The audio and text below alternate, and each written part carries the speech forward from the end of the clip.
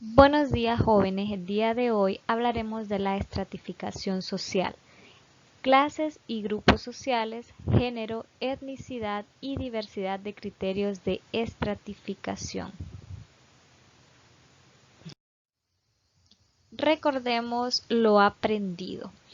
En la clase anterior aprendimos aspectos importantes sobre el tema de la cultura. Entre ellos tenemos, por ejemplo, que la cultura es todo lo que el hombre hace, ya sean sus costumbres, sus creencias, sus formas de pensar. También dijimos que la cultura no puede existir sin la sociedad, porque la sociedad es la que hace la cultura. Otro aspecto importante es que no nacemos con cultura, sino que la cultura es aprendida dependiendo en la sociedad en que nacemos. Y esta es transmitida de generación en generación. También la cultura varía de una sociedad a otra y también a través del tiempo, por lo que podemos decir que la cultura no es estática. También clasificamos la cultura en cultura material, que eran todos los elementos que podemos tocar, todos los elementos tangibles, y la cultura inmaterial, todos aquellos elementos que no podemos tocar, pero que son parte o elementos culturales, como por ejemplo los valores, las leyes, son cultura inmaterial. No existen culturas superiores ni inferiores, sino que existen culturas diferentes. Entonces dijimos que estaba prohibido decir que existe una cultura superior o una cultura inferior. Eso no existe como tal. Lo que existen son culturas diferentes. Y aprendimos algunos elementos culturales de las sociedades americanas de acuerdo a su región. Ahora vamos a explorar los conocimientos que tienes sobre el nuevo tema. ¿A qué nos referimos cuando hablamos de desigualdad social? ¿A qué nos referimos cuando hablamos de clase alta, clase media y baja? ¿Por qué crees que una persona tiene más recursos económicos que otras? Bien, vamos primero a definir algunas palabras que necesitamos conocer. Una de ellas es estratificación social. ¿Qué es estratificación social? Porque recordemos que esta es una palabra clave de este tema. La estratificación social se define como las desigualdades estructuradas entre diferentes agrupamientos de individuos.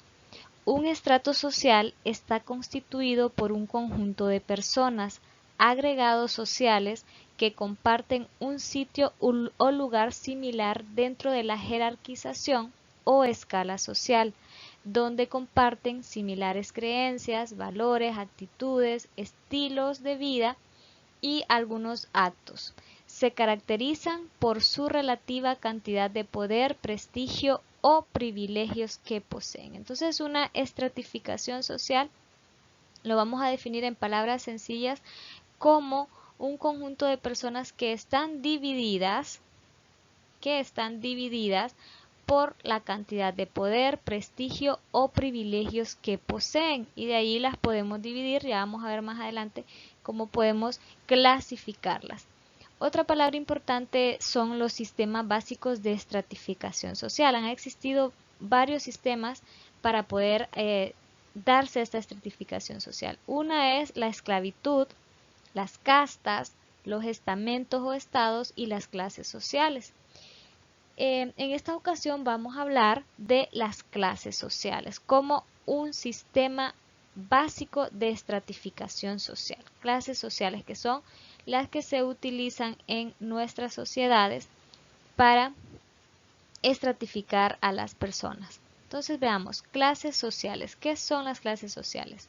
Por clase social se entiende un segmento o una parte de la población que difiere de otros segmentos de la misma en cuanto a valores comunes, prestigios, riqueza acumulada y otras posiciones y etiqueta social.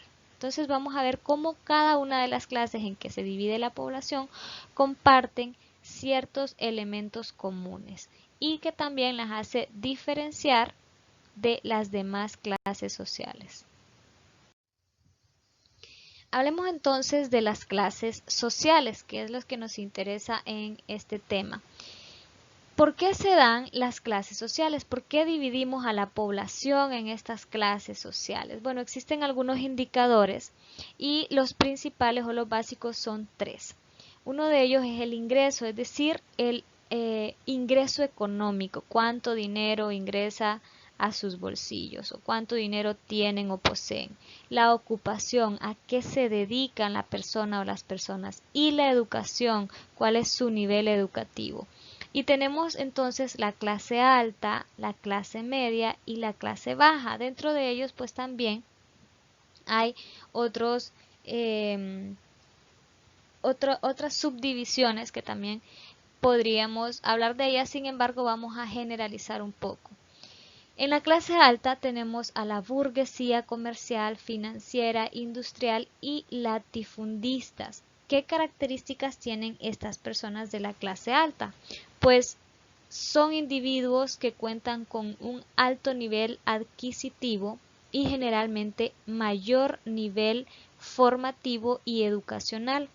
Ocupan puestos de responsabilidad en la burocracia y cuentan con propiedad de medios de producción, por lo que pueden emplear a otros individuos. Entonces, en cuanto a su ingreso, pues tienen un muy buen ingreso económico, tanto que pueden tener sus propias empresas y pueden contratar a más individuos.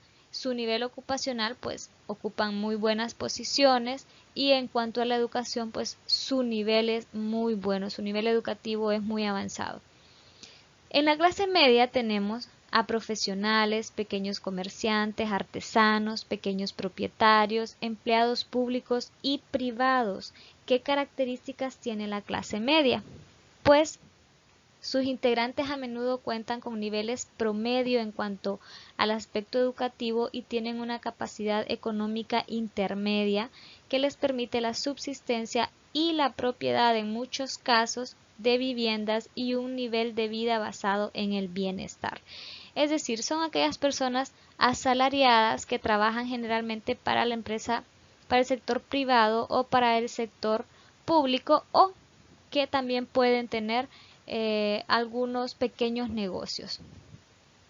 Entonces, contrario a la clase alta, pues va disminuyendo su ingreso económico, las ocupaciones pues son intermedias también, y el nivel educativo pues generalmente también es intermedio. Luego tenemos la clase baja, que allí podemos incluir a la clase obrera, a los servicios domésticos y al campesinado. ¿Qué características tiene la clase baja? Se caracteriza por individuos con escasas posibilidades de contar con vivienda en propiedad o medios de producción. Además, su nivel de renta es bajo, por lo que su poder adquisitivo no les facilita su entrada en la burocracia del país ni a una formación educacional y profesional de alto nivel.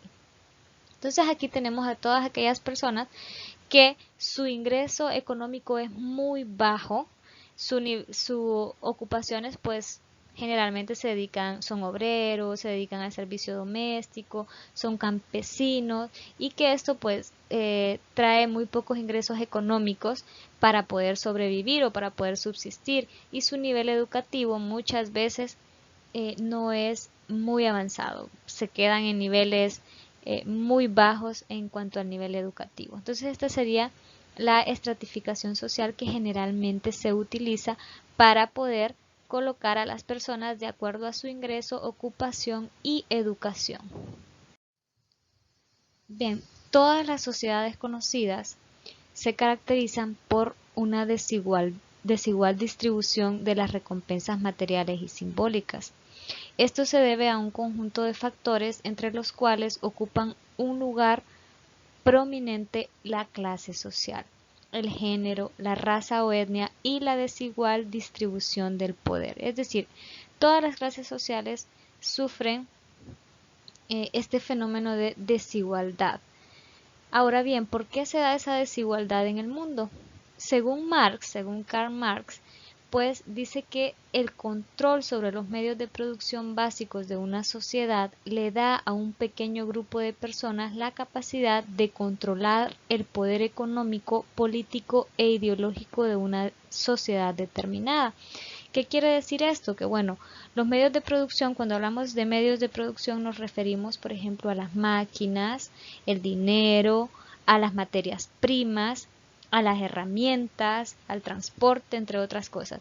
Esos medios de producción son o pertenecen a un grupo reducido de personas que obviamente al ser dueños de los medios de producción, pues también pueden controlar la parte económica, política e ideológica de la sociedad porque tienen dinero, porque tienen recursos.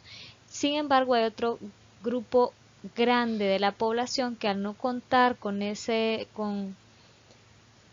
esos recursos, entonces se convierten en personas asalariadas que trabajan justamente para los que sí tienen esos medios de producción. Entonces ahí inicia, según Marx, la desigualdad social.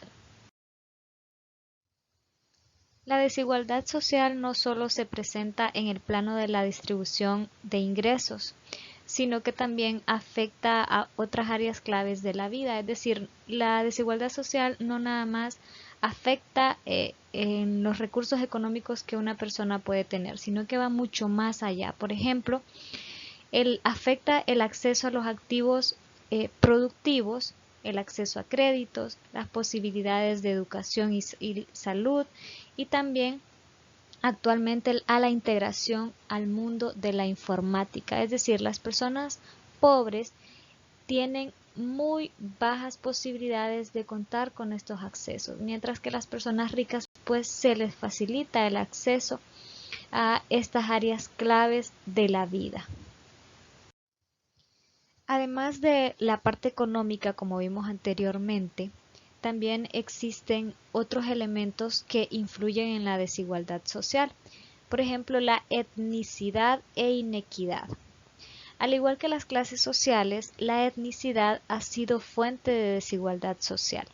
Los rasgos físicos, como por ejemplo el color de la piel, el grupo de sangre o por el otro lado, la cultura a la cual se pertenece, actúan como fuente de desigualdad, discriminación y dominación de un grupo que se autodefine como superior o como mejores y más legítimos que los demás, es decir, excluyen a otra población por su color de piel, por su tipo de sangre o por la cultura que estos practican.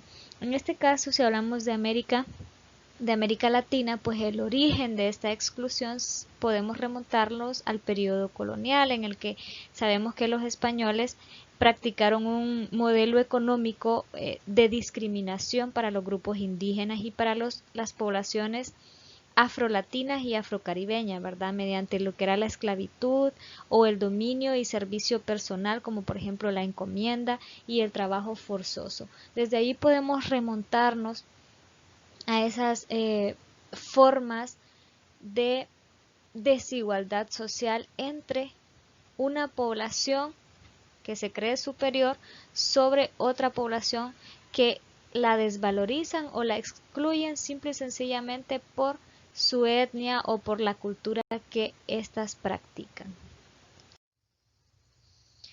Otro elemento que influye en la desigualdad social es la problemática de género que se da en América Latina. En la sociedad latinoamericana persisten con fuerza dos principios que han regulado las relaciones básicas entre los sexos, entre hombre y mujer, ¿verdad? Y que dan homogeneidad a la construcción de género en la región. Uno de esos ámbitos es el económico y que se refiere a la división sexual del trabajo entre hombres y mujeres. A pesar de que en nuestros tiempos un sector numeroso de mujeres comparte por igual que los hombres el rol de proveedor económico en sus hogares, aún las normas de trabajo y de funcionamiento social están reguladas por la idea de que los hombres generan ingresos y que las mujeres deben ocuparse principalmente a las tareas del hogar y de la reproducción familiar. A pesar de que hemos logrado grandes avances en este ámbito, en el ámbito económico, en algunas culturas todavía se sigue manteniendo esa idea de que el hombre es el que trabaja y aporta económicamente y que la mujer debe quedarse en casa cuidando la familia y haciendo las labores domésticas. Otro principio que rige el ámbito cultural, aunque su origen está ligado al primero, se refiere a la desvalorización cultural de lo femenino en relación con lo masculino en el mundo social, en la economía, en la política, en el trabajo y en la educación. Es importante decir que la tradicional división sexual del trabajo pues gradualmente se ha ido disolviendo.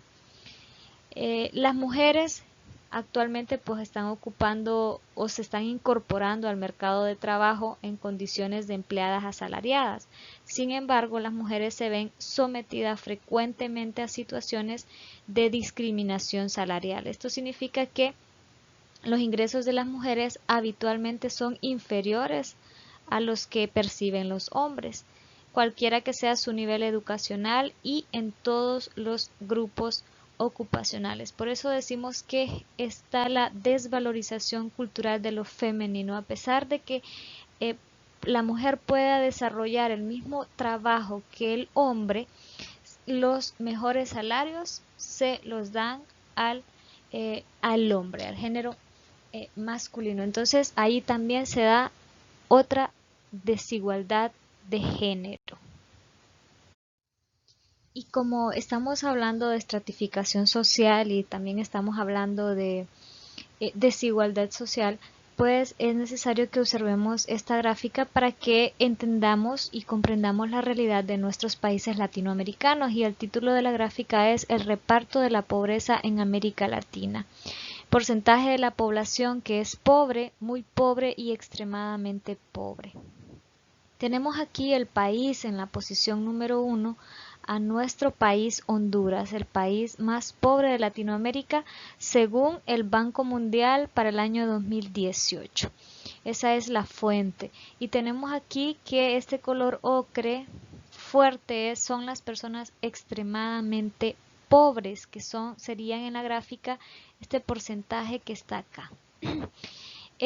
Luego, este otro porcentaje sería, este color que está acá, sería las personas que se consideran muy pobres.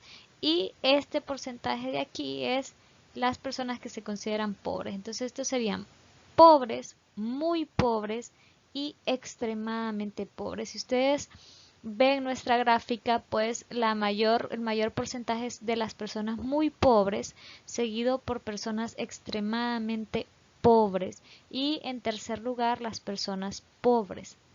Entonces son porcentajes alarmantes, son índices alarmantes de pobreza en nuestros países y principalmente en el nuestro. Luego continúa Guatemala, Venezuela, México, Nicaragua, El Salvador, Colombia, Bolivia, Perú, Ecuador, Brasil y los demás países. Pero el que más nos interesa porque vivimos en él es Honduras, que como pueden observar para el año 2018 del Banco Mundial, que sería la fuente en la que se hizo la investigación, pues ocupábamos la posición número 1 de pobreza en América Latina. Auxiliándose del PDF y del video, vamos a trabajar en las asignaciones de la semana.